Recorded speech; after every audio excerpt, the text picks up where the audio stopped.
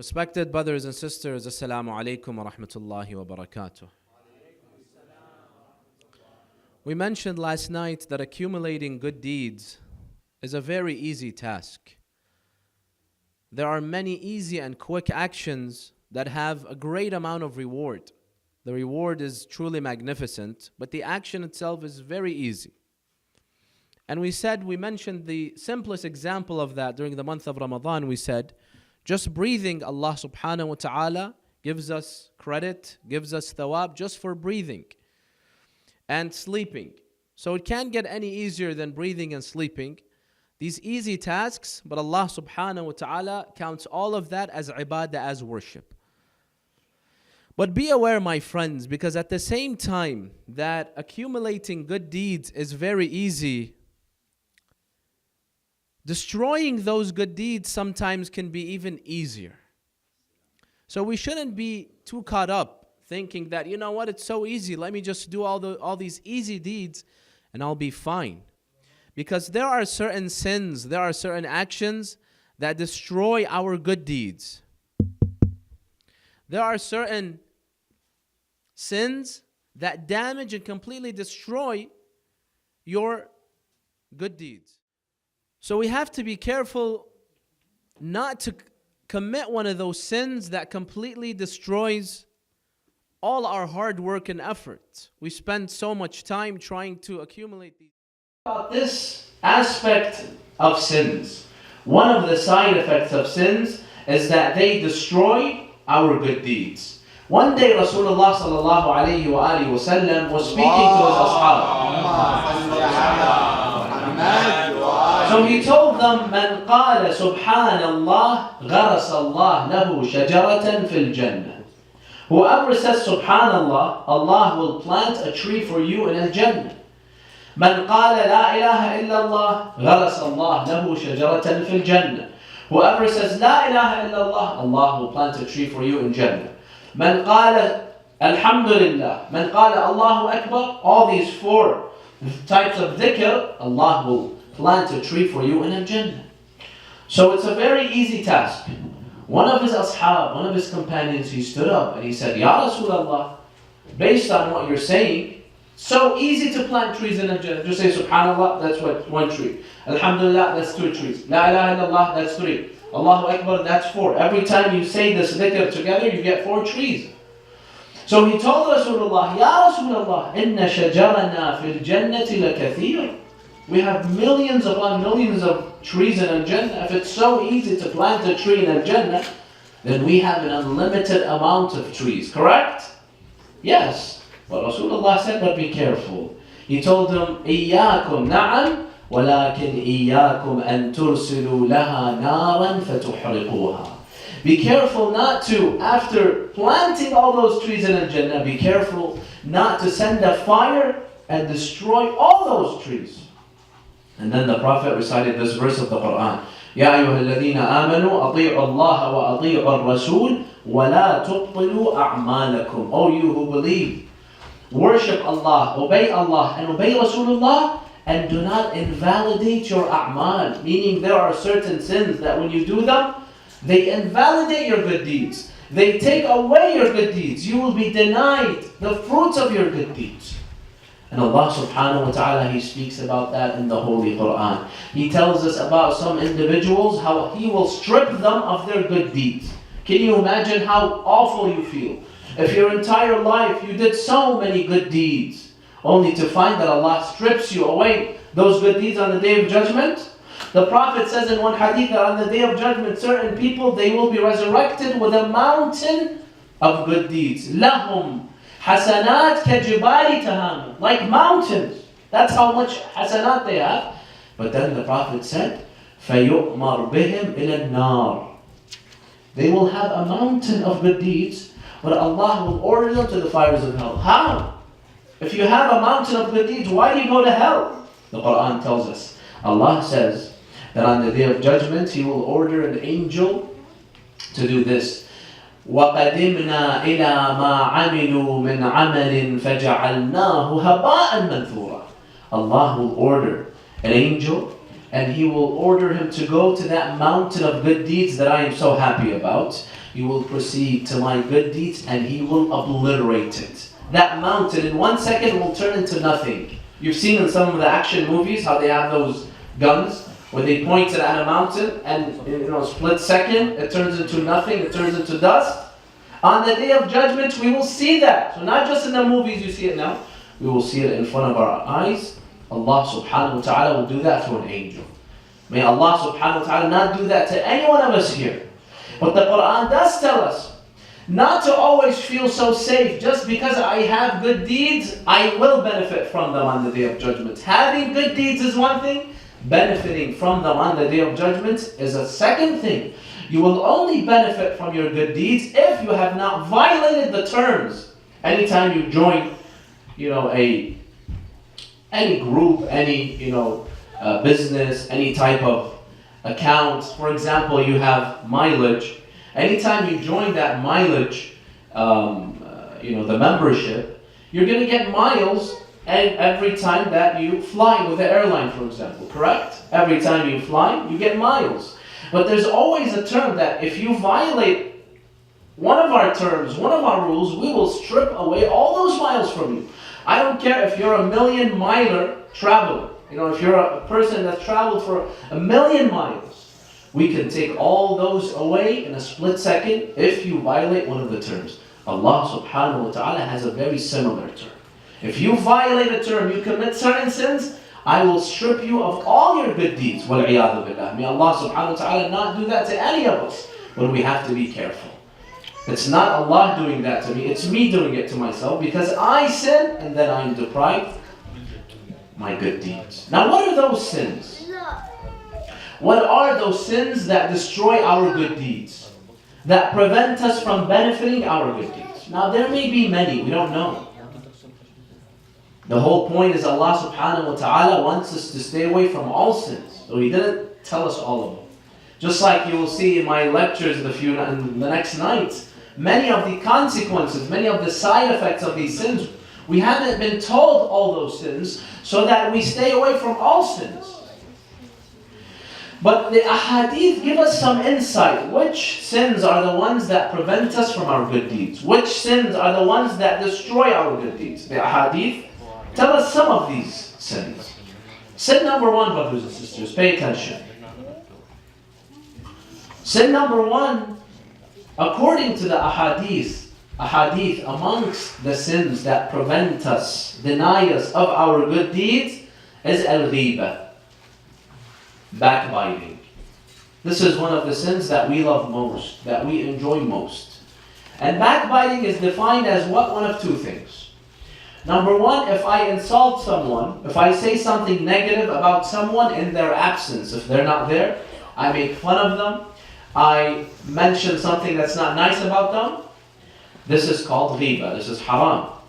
The second example of ghiba is if I expose someone.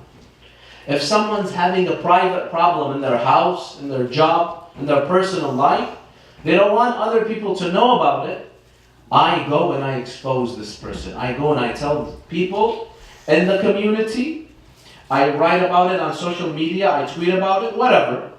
This is called ghiba. It's haram to expose other people. This is ghiba. So these two are called ghiba. Now ghiba is haram, it's from the kaba'ir, and unfortunately it's one of the sins that we belittle, that almost everyone does. إِلَّا مَنْ عَصَمَ اللَّهِ, except those that are truly guided by Allah subhanahu wa ta'ala and protected by Him. So ghiba is very dangerous, brothers and sisters. Next time, before you expose someone's secret, or you make fun of someone, think about these ahadith that I will mention.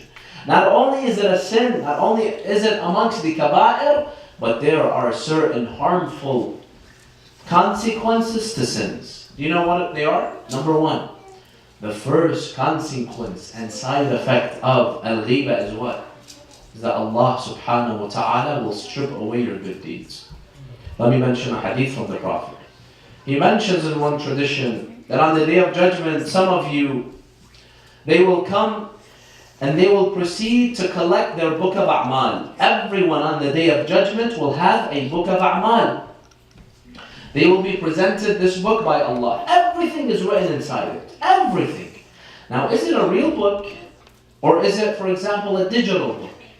Only Allah knows. Allah calls it a book, but it could be a digital book, like an iPad, for example. Or maybe even something that's more advanced that we haven't even seen now. Maybe in 1,000 years we'll see it.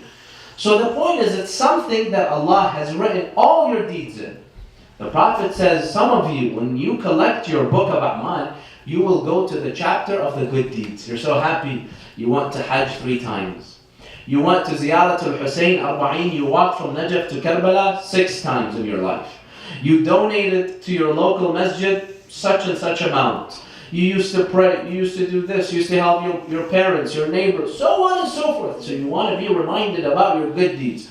You go to the chapter of your good deeds, you flip the pages, you don't find anything. Wait a minute. Where is my Ziyaratul Hussein? It's not there.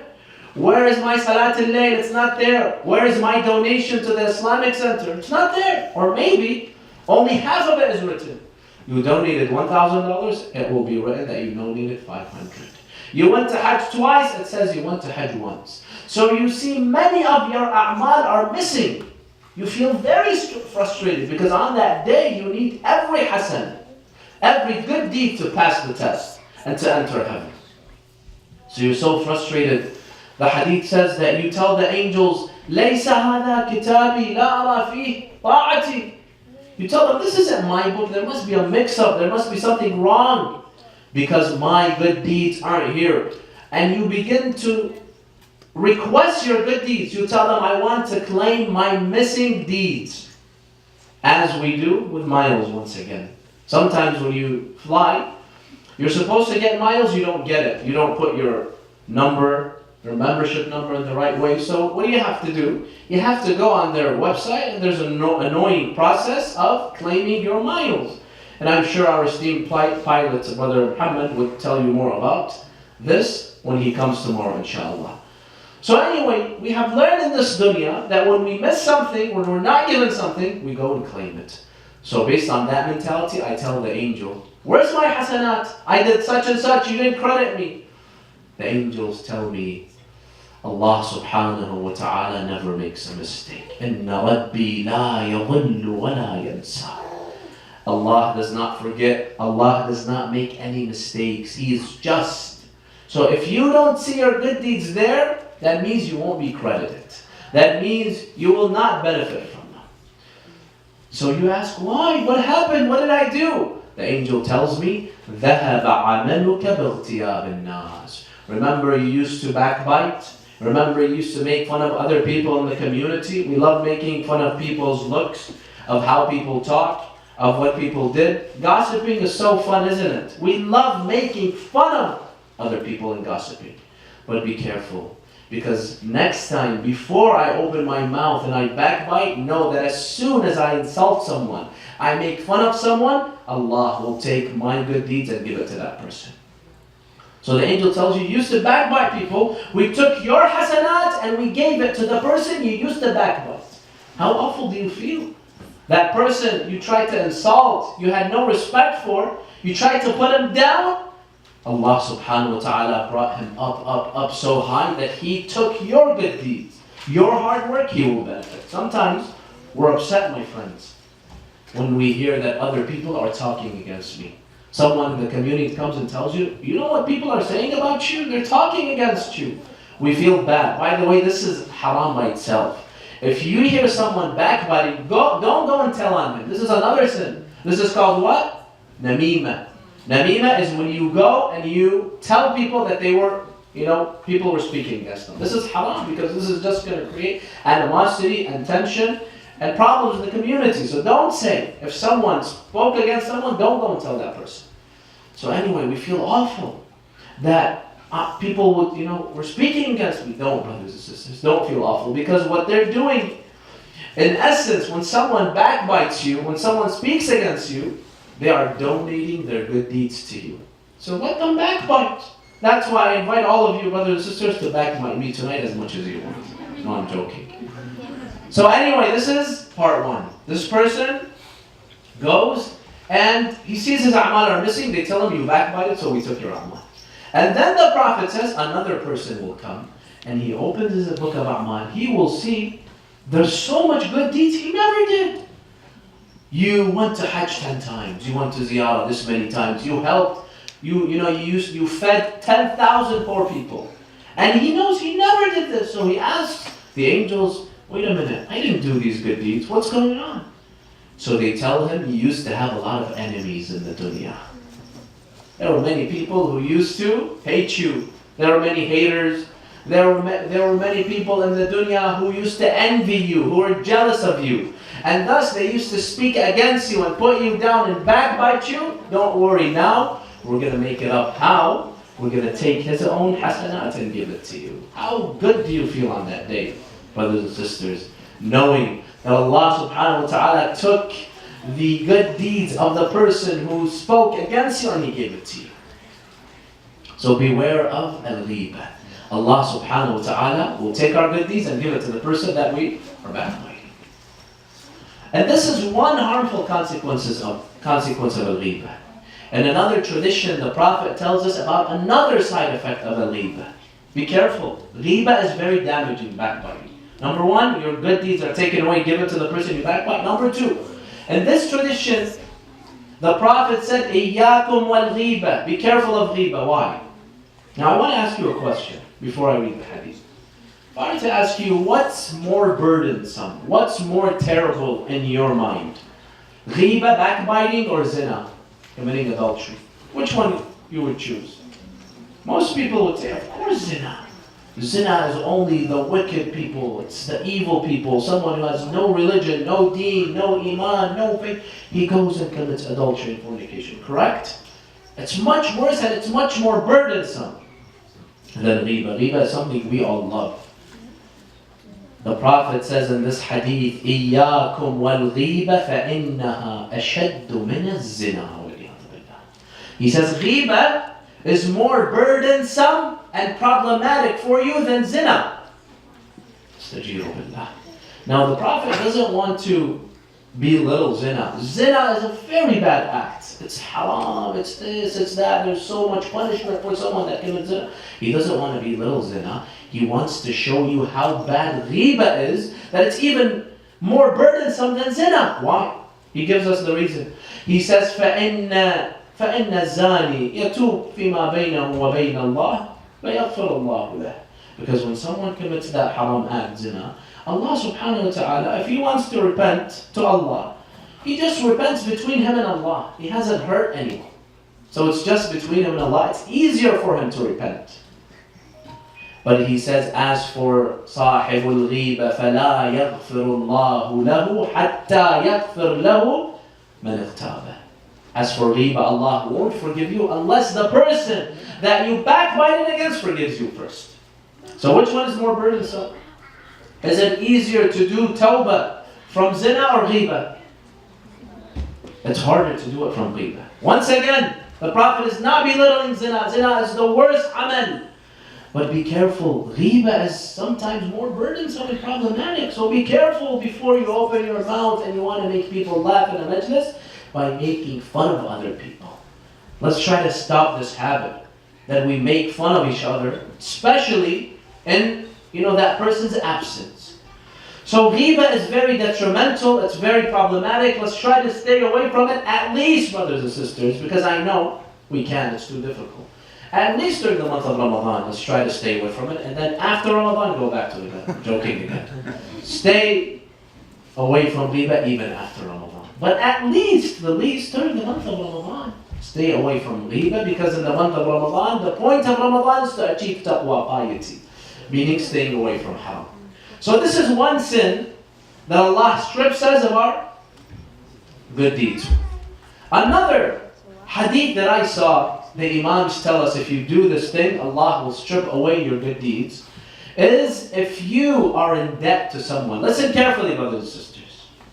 If you are in debt to someone gives you a loan, or any type of debt, and you never repay it.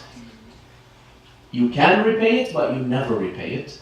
One consequence of that, it's not just the punishment, in addition to the punishment of not repaying our loans to each other, is that Allah will take away from my good deeds and give it to that person. So you can never run away from a debt. Especially if it's someone, a private, a personal debt, someone, a personal loan, someone lends you some money, you never give it back and you are able to give it back. Be careful when it comes to حقوق الناس, the rights of others, the money of other people. Be very, very strict with it, because Allah is very strict with it. In one tradition, it's narrated that Imam Hussein alayhi salam, before he went to Karbala, he called one of his ashab by the name of Umayr al-Ansari. And he told them to go out and make a call. Because people heard Imam Hussein is going to Karbala, some wanted to join. Imam Hussein told Umayr al-Ansari to go and make a call. What did he say? He made this call. وَنَادِ فِي النَّاسِ أَنْ لَا يُقْتَلْ مَعِي رَجُلٌ عَلَيْهِ دَيْنٌ. If anyone is in debt, there's a loan that he has not paid back and he could pay back, and I don't want him to come and fight with me in Karbala. I don't want you to come and fight with Imam Hussein while you are committing oppression towards other people, you're eating other people's money. No, I only want pure people to come. And then the Imam said this, according to the hadith. He said, فَأَنِّي سَمِعْتُ جَدِّي رَسُولَ اللَّهِ يَقُولُ مَنْ مَاتَ وَعَلَيْهِ دَيْنٌ أُخِذَ مِنْ حَسَنَاتِهِ يَوْمَ الْقِيَامَةِ. Whoever dies and he's in debt, meaning he could repay his debt. Now sometimes you're in a situation where you can't. You're just in debt and you can't. That's a different situation. If I was able to pay the loan, repay the loan, the debt, and I didn't, the Prophet said, أُخِذَ مِنْ حَسَنَاتِهِ يَوْمَ الْقِيَامَةِ. Allah will take away from your good deeds on the day of judgment. So this is number 2, we have to be careful. Number 3, the ahadith tell us that any type of oppression, now ghiba is oppression, taking someone's money, not giving it back is oppression. Some ahadith tell us that any type of dhulm we do against each other, Allah subhanahu wa ta'ala will take away our good deeds based on that. Let me read you a hadith, but first, sallu ala Muhammad wa ala Muhammad. Allahumma salli ala Muhammad wa ali Muhammad. In one tradition, it's narrated from the 5th Imam, Imam al-Baqir, saying that there's 2 types of dhulm. There's 2 types of oppression. The first, he said, الظلم الذي يكون بين الرجل وربه.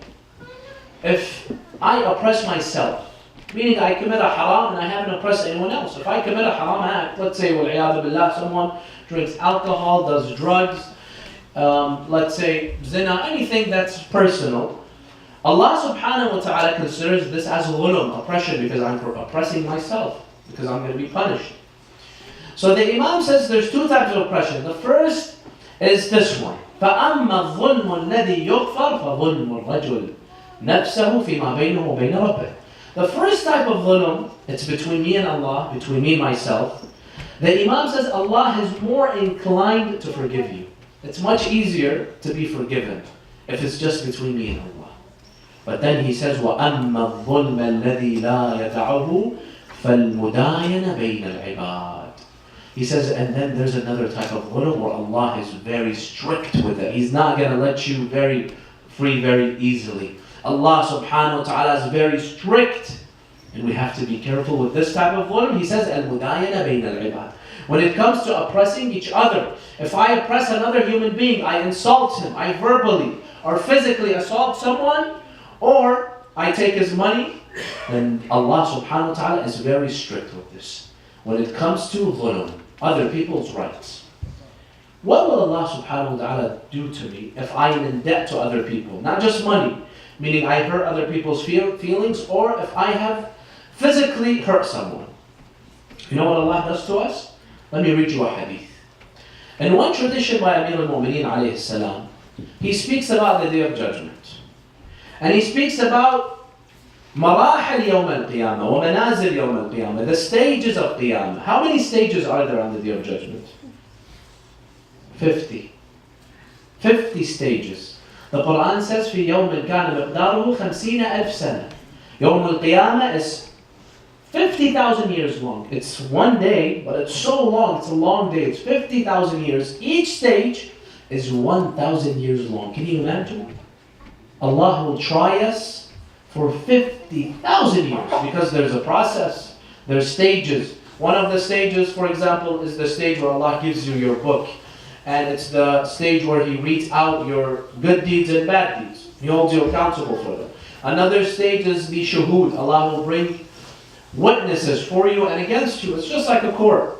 Another stage is where you get tried. Another stage is where you receive the verdict. Another stage is al-mizan, where Allah weighs your good deeds against your bad deeds. Another stage is as-sirat, the bridge that we pass over Jahannam, the fires of hell, to Jannah. So there's many stages. One of the stages that we rarely hear about is mawqif at-talazum. Have you heard about this stage? Marhalat at-talazum? It's very, very spooky. I'll read you the hadith of Imam Ali. Imam Ali says on the Day of Judgment, when Allah resurrects everyone on one field and everyone is panicking, everyone's afraid, they don't know what's going to happen to them. The Holy Quran says, وَتَرَى النَّاسَ سُكَارَى وَمَا هُمْ بِسُكَارَى. You see people, you see them as if they're drunk. You've seen a drunk person? Just go out on a Saturday night in the city, you'll see them. You see how they act, how crazy they act? That's how the Quran describes us on the Day of Judgment. Are we drunk? We're not intoxicated. The Holy Quran says, وَتَرَى النَّاسَ سُكَارَى. You think they're drunk, but it's not because they're acting that foolish way. It's not because they're drunk. وَلَكِنَّ عَذَابَ اللَّهِ شَدِيدٌ. Because they fear the punishment of Allah, so they lose their minds. So everyone's panicking, they don't know what's going to happen. All of a sudden, an angel cries out, be quiet, there's chaos. And all of a sudden, there's this silence after the chaos. You've noticed that sometimes when kids or people are making noises, all of a sudden the lecture begins, someone comes in the room and there's this awkward silence. This is what happens on the Day of Judgment. The Holy Quran speaks about this. Allah says, وَخَشَعَتِ الْأَصْوَاتُ لِلرَّحْمَنِ. All of a sudden everyone's be quiet, everyone's silenced. لِلرَّحْمَنِ. For Allah, فَلَا تَسْمَعُ إِلَّا هَمْسًا. All you hear is hams, whispers. That's all you hear. Because people are afraid. The angel says, be quiet. Allah wants to speak. Allah finally speaks to us. What does he say according to this hadith? He gives an intro. He says, أَنَا اللَّهُ الْحَكَمُ الْعَدْلُ الَّذِي لَا يَجُورُ. He introduces himself as being the just God. And then he says, الْيَوْمَ أَحْكُمُ بِعَدْلِي وَقِسْطِي. Today, I will establish justice. Today, I will serve justice. الْيَوْمَ لَا يُظْلَمْ عِنْدِي أَحَدٌ. No one will be oppressed today. He makes a call to every human being. Anyone that did any dhulm in the dunya, you will not pass that stage in Qiyamah. Allah will hold you accountable for any dhulm. Whether it's something small between us, I call someone out, I make fun of them, I hit my brother or sister or my friend, or I take money that I'm not supposed to, small things, up to the largest types of oppression of the kings and the rulers and the dictators. Allah will tell all of them, الْيَوْمَ آخُذُ لِلضَّعِيفِ مِنَ الْقَوِيِّ. Today is the day of retribution and revenge. Whoever was mazloom in the dunya, today I will make it up to them. Today I will bring the zalim and I will hold them accountable. Even if it's a small dhulm, my friends. Even if it's a ghibah that I made fun of someone, this is dhulm. Allah will hold me accountable for that on the Day of Judgment. Even if it's 1 cent that was not mine and I put my hands on it, Allah will hold me accountable for it on the Day of Judgment. Then Allah says, after He says that, He says, اليوم فلا أنا الله الحكم العدل وعزتي وجلالي لا يجوزني اليوم ظلم ظالم. No zalim will get across me. You can't pass Allah subhanahu wa ta'ala. You can't run away from Allah. You can't hide from Allah. And then He says, فتلازموا أيها الخلق وَاطْلُبُوا مَظَالِمَكُمْ مِمَّنْ ظَلَمَكُمْ بِهَا. He says, now I will give all the mazlooms a chance for revenge. Go find the zalim and you can ask him to give you whatever you want. So what happens now? Now I'm a zalim. I've done some bad acts against other human beings. Allah tells me, look, you want to pass the stage? Fine. But first, the people that you oppressed and you were unjust to, they have to forgive you. So Allah tells you, go and find those people, ask them for forgiveness. If they forgive you, I'll let you go. Do you know what's the hardest task about that? About asking for someone for forgiveness on the Day of Judgment? The hardest task, my friends, will be to find that person. How do you find someone when there's billions upon billions of people? There's no GPS, there's no iPhones, no smartphones, no tweeting, there's no location services enabled, it's all off. There's absolutely no forms of communication. It's you and all that chaos. There's an ocean of people. It's worse than finding a needle in a haystack. How do you find that person? You have to look for that person. So you look for 1 day, for 2 days, for 1 week, for 1 month, for 1 year, for 5 years, for 10 years. You're just looking for abud, for example, that you told him something that wasn't nice. Remember, one day you told someone something that wasn't nice and you hurt his feelings?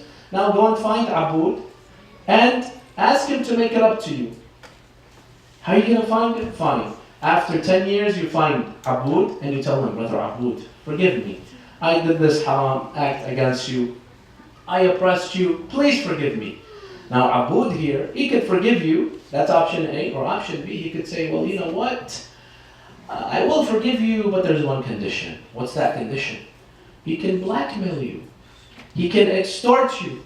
He can ask you for anything and you have to give him. He can say, remember that 1 year when you went to Ziyarat al-Arba'in when I stayed home crying because of your bad words? Because of your insults towards me? Remember when you went to Ziyarat al-Arba'in? Give that to me. Give it to me, I'll let you go.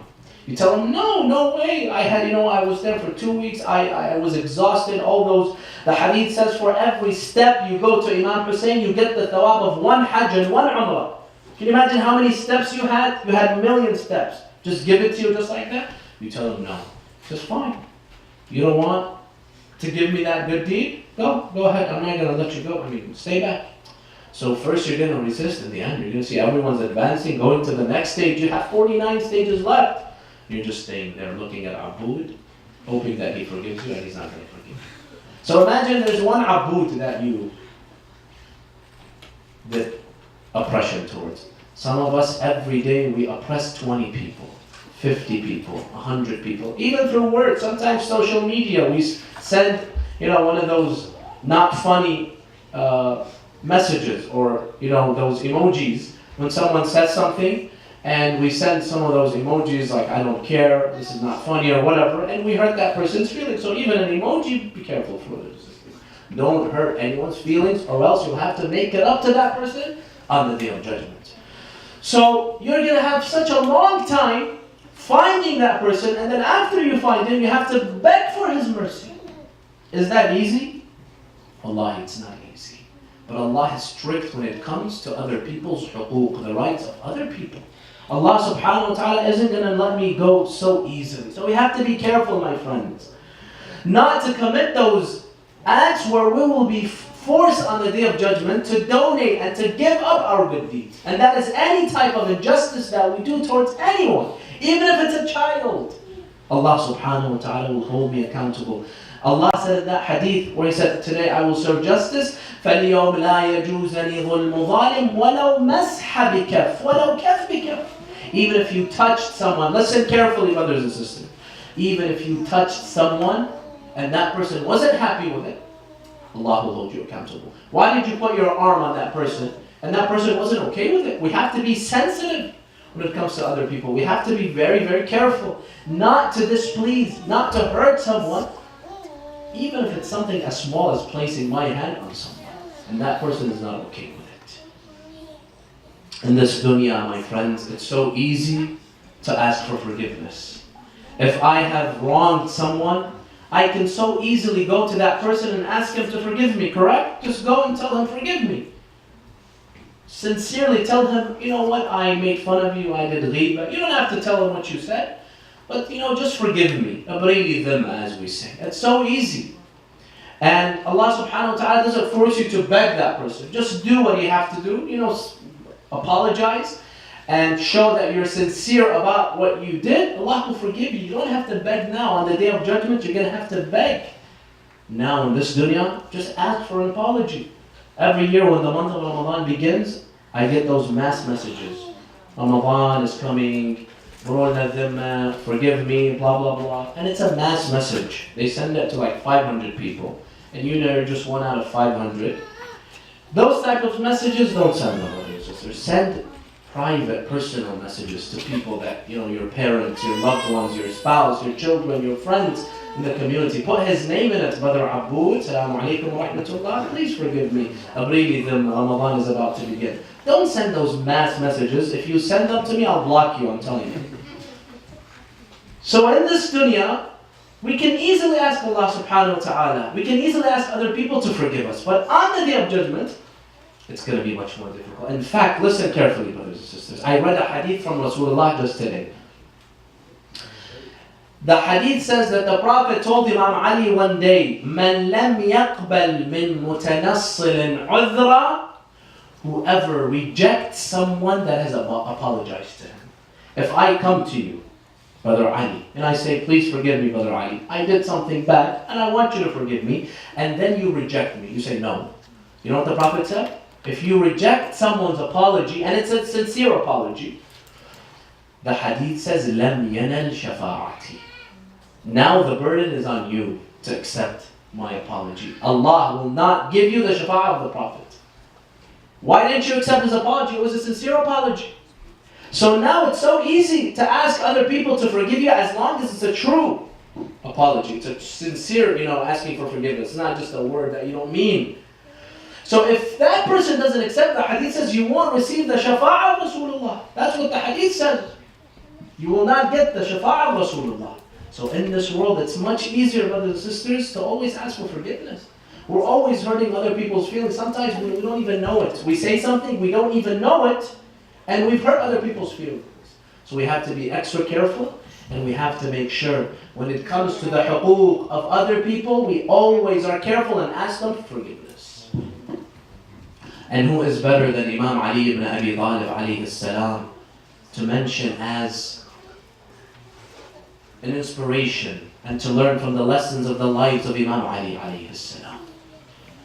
Imam Ali, you will not find anyone in history that was so careful with huquq al-nas. He never trespassed on anyone's rights. He never did dhulm to any human being. Listen to what he says in Nahjul Balagha. And tonight, when the night begins, will be the night of the Shahada of the Imam, the first of 3 nights.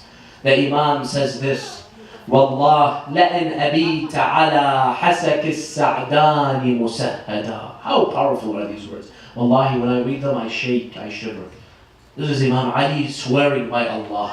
He says, "Wallahi, la'in abita ala hasak as-sa'dani musahhada, aw ujarra fil aghlali musaffada, ahab ilayya min an alqa Allah wa rasulahu yawm al-qiyamah, ظالما لبعض العباد أو غاصبا لشيء من الحطام."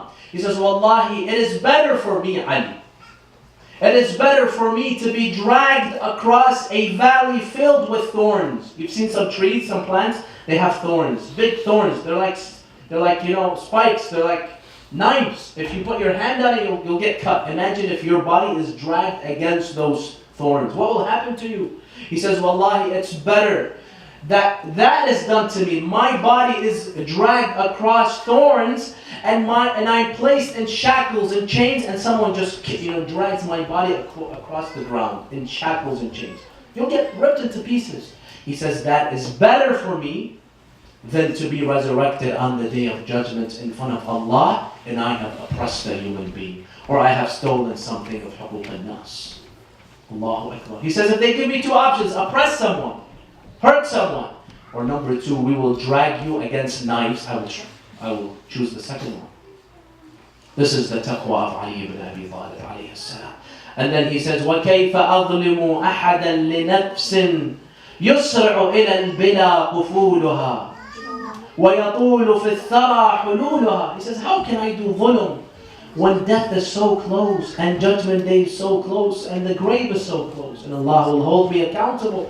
If I know Allah will hold me accountable for my sins, why commit sins? Why oppress other people? I'm going to get caught and I will be punished. So Imam Ali says, of course I won't commit any one. And then he tells us a beautiful story that happened between him and Aqil. His brother Aqil was older than him and he was blind. He says, فَوَاللَّهِ رَأَيْتُ عَقِيلًا وَقَدْ أَمْلَقْ حَتَّى اسْتَمَاحَنِي مِنْ بُرِّكُمْ سَاعًا.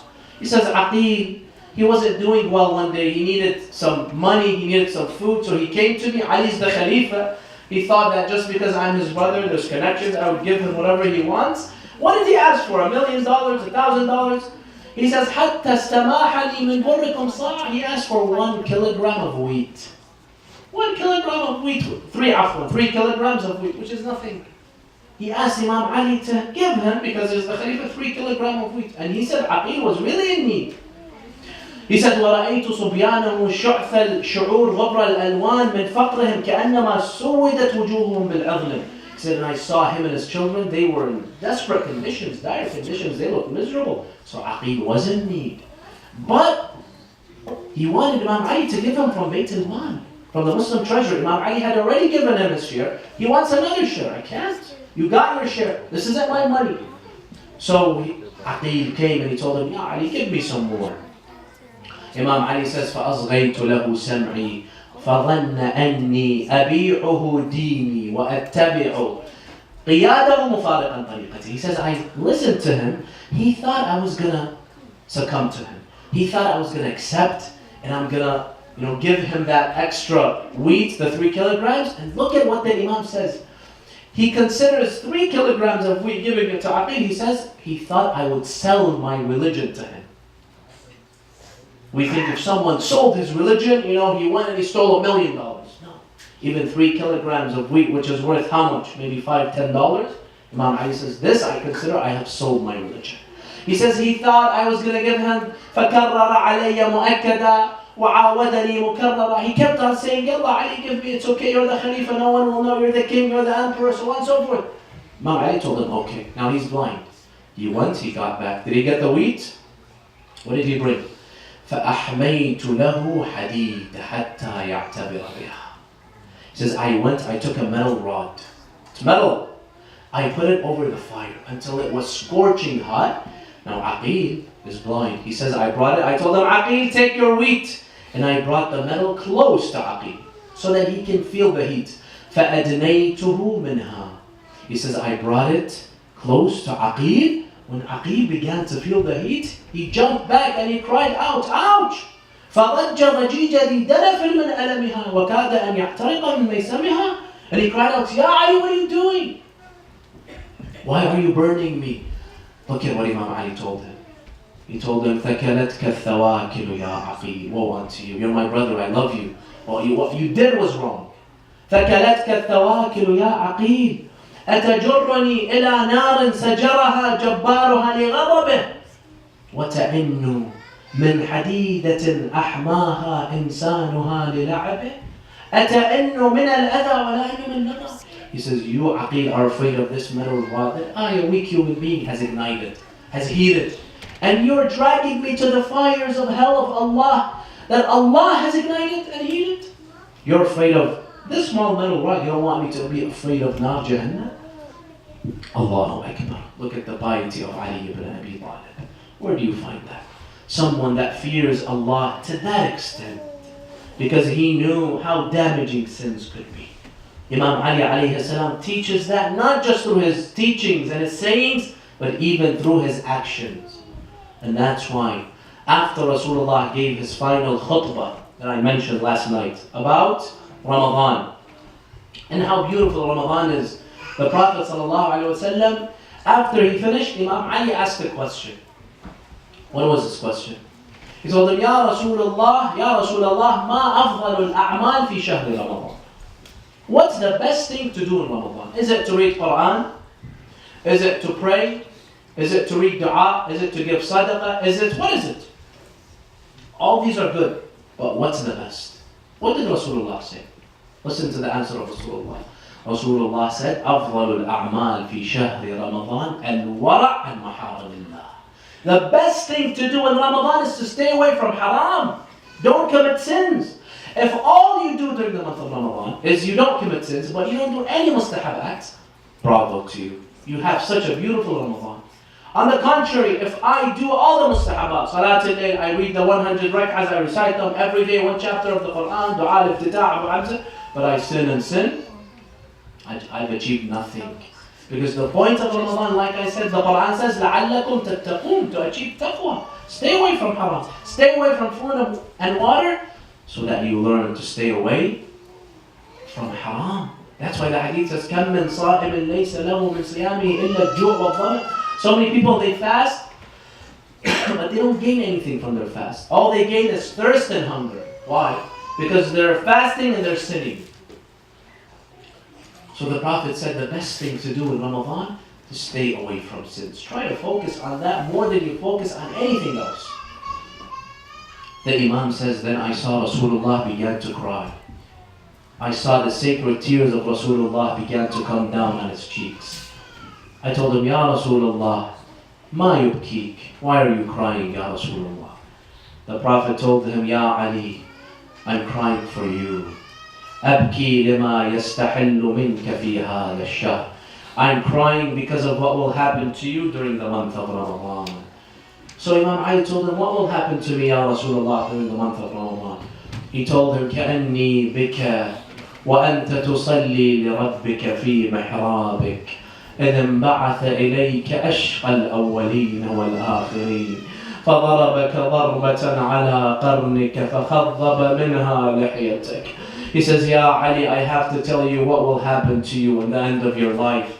A day will come, you're going to be fasting. It's going to be the month of Ramadan. You will be in your mihrab praying to Allah. All of a sudden the enemy of Allah, Ibn Muljam, will come to you and he will strike you on your head when you are praying to Allah. And he will fill your head and your beard. It will all be filled with your sacred blood. Rasulullah was crying for Imam Ali years before the incident. This is probably 40 years before the day that Imam Ali was killed and struck in the mihrab. Allahu Akbar. If Rasulullah cried for him, Ya Mu'mineen, we should all cry for our Imam on a night like this. Imam Ali ibn Abi Talib alayhi salam, this was the last night that Imam Ali had his health, that Imam Ali could go and pray. On a night like this, history says that Imam Ali had his iftar in the house of his daughter Kulthum. It was the time for iftar. Do you know what she presented him? And Imam Ali is the Khalifa of the Muslim nation. He's the king. He can eat whatever he wants. Do you know what the food of Imam Ali was before he died, before he was struck? Kulthum brought him his food, and it was three things. Three things. Look at how humble they are. Number one, 2 loaves of bread. And the bread of Ali isn't like the bread that you and I eat. It's that hard, stale bread that you can hardly chew. 2 pieces of bread. That's number one. Number 2, milk, a cup of milk. And number 2, some salt. Can you imagine having iftar, milk and salted bread and stale bread? But this is the iftar of Amir al-Mu'mineen. But listen, even this was too much for Ali. Kulthum brings this food, she places in front of Imam Ali. Imam Ali, he's upset a little. He doesn't like what he sees. He tells her, my dear daughter, أتريدين أن يطول وقوفي بين يدي الله يوم القيامة? Do you want Allah subhanahu wa ta'ala to lengthen my trial on the day of judgment? She says, why? He tells her, my dear daughter, you know that your father does not have 2 types of food for iftar. And he considers milk and salt as 2 types. You know, like we have meat and chicken. He considers milk and salt as 2 types. Subhanallah, based on that standard, we have 50 types of foods every day. Every type of herb that we use is 1 type. Imam Ali considers salt as a type of food. He says, remove one of them because I don't want to have more than 1 type of iftar. Because I heard your grandfather Rasulullah, سمعت جدك رسول الله يقول من طاب مطعمه ومشربه طال وقوفه بين يدي الله. The Prophet said, whoever indulges in the dunya, Allah will lengthen his trial because Allah is going to ask you about everything. The less you have, the shorter the interrogation will be. He orders her to remove one of them, and then he orders her to remove the milk. So the final iftar of Imam Ali, before he was struck, was milk, was bread, and salt. The Imam has his final iftar. And then the Imam goes to have a nap. While he's having a nap, Imam Ali ibn Abi Talib alayhi salam, he sees Rasulullah in his dream. Rasulullah tells him, Ya Ali, anta ضيفنا في هذه الليلة. أسرع فإنا مشتاقون إليك. Ya Ali, we're waiting for you. Me and the companions of Rasulullah and your uncle Ja'far and your cousin Ja'far, your uncle Hamza, your father Abu Talib, we're all waiting for you, Ya Ali. Imam Ali wakes up, he's unsettled. He is unsettled and he's anxious.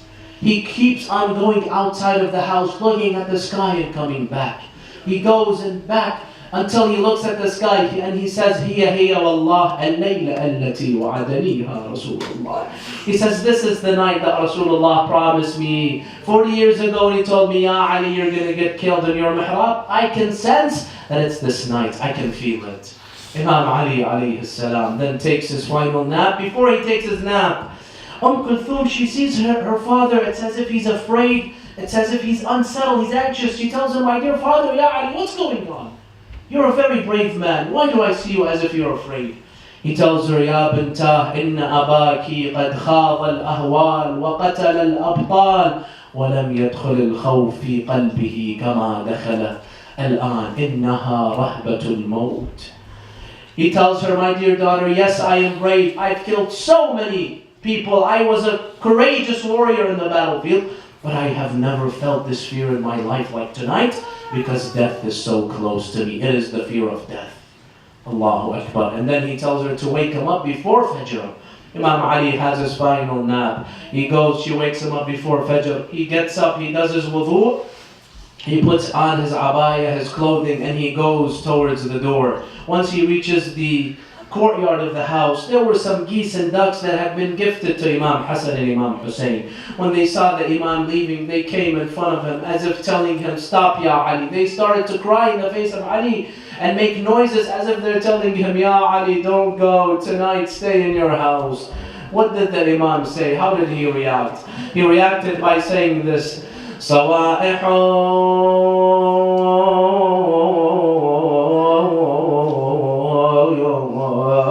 تتبعها نوائح. He said, now the animals will cry, but in a few hours the entire people of Al-Kufa will cry and mourn for Ali. This is the qada of Allah, no one can stop it. Allahu Akbar. Imam Ali then goes to the door. He was wearing his garment and he had tied it. His clothing got stuck to the door, so his clothing got untied. He took his clothing, his garments, he began to tie it while he was reading these words that only someone that's about to die reads them.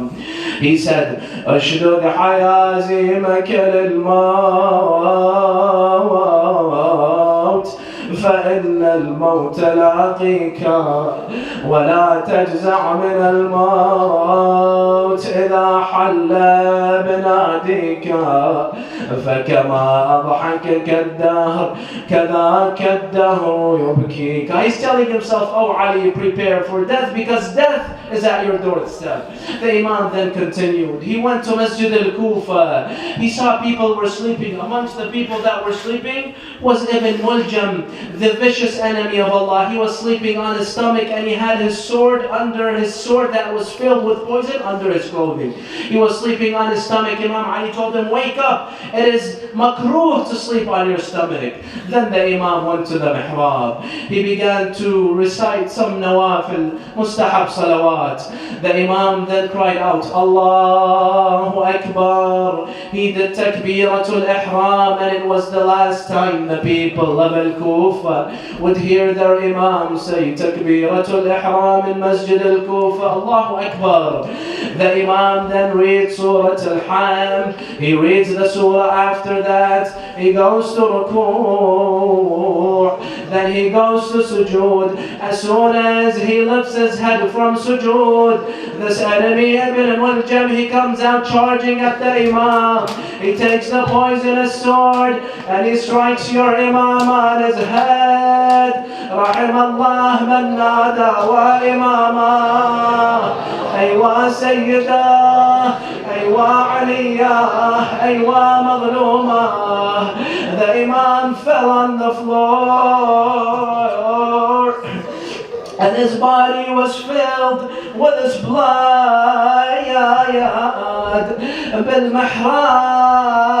بالمحراب ولي طاح أبو حسين بالمحراب يا ويلي طاح أبو حسين ودم الراس يتفايض على العين يوم طاح أبو حسين مجروح ثار صياح لأهل العرش بالنوح The Imam fell to the ground. The companions, they came to the Imam. There was so much chaos in Masjid al-Kufa. Who could dare strike the lion of Allah? Ali was struck. Allahu Akbar. No one could dare fight Imam Ali. That's why they had to kill him from behind while he was praying to Allah. They came around him. They saw Amir al-Mu'mineen is filled with his blood. He is on the floor. Aywa Imama. It's so difficult to see someone who is brave, who's so strong, but he's restless on the floor like Imam Ali alayhi salam. Allahu Akbar. All of a sudden, the people of Al-Kufa, they heard a cry from the skies. What was that cry? It was the cry of Jibreel crying out, تهدمت والله أركان الهدى وانفصمت العروة الوثقى قتل علي المرتضى قتل ابن عم المصطفى قتل وصي المصطفى قتله أشقى الأشقياء. He cried out, the firm covenant of Allah has been destroyed because Ali ibn Abi Talib has been killed. What happened to Zaynab alayhi salam when the news came to her and they told her your father went to pray but now he's in his blood and he's about to die because there is poison in his head. What happened to Zaynab? وكأني بزينب تنوح الله يا الناعب جعت قلبي ومرتايا يا ريت صوتك لا علي مر وسمعته. أبو حسين ما تمم بمحرابه سجدته. والله يا الناعف جعتنا بالمصايب. قالها يا ويلي يا ويلي راح ابوك وهل العين وصاب المراد بسيفه وطب الرايه يا سن الصين. إنا لله وإنا إليه راجعون. وسيعلم الذين ظلموا على محمد أي منقلب ينقلبون والعاقبة للمتقين.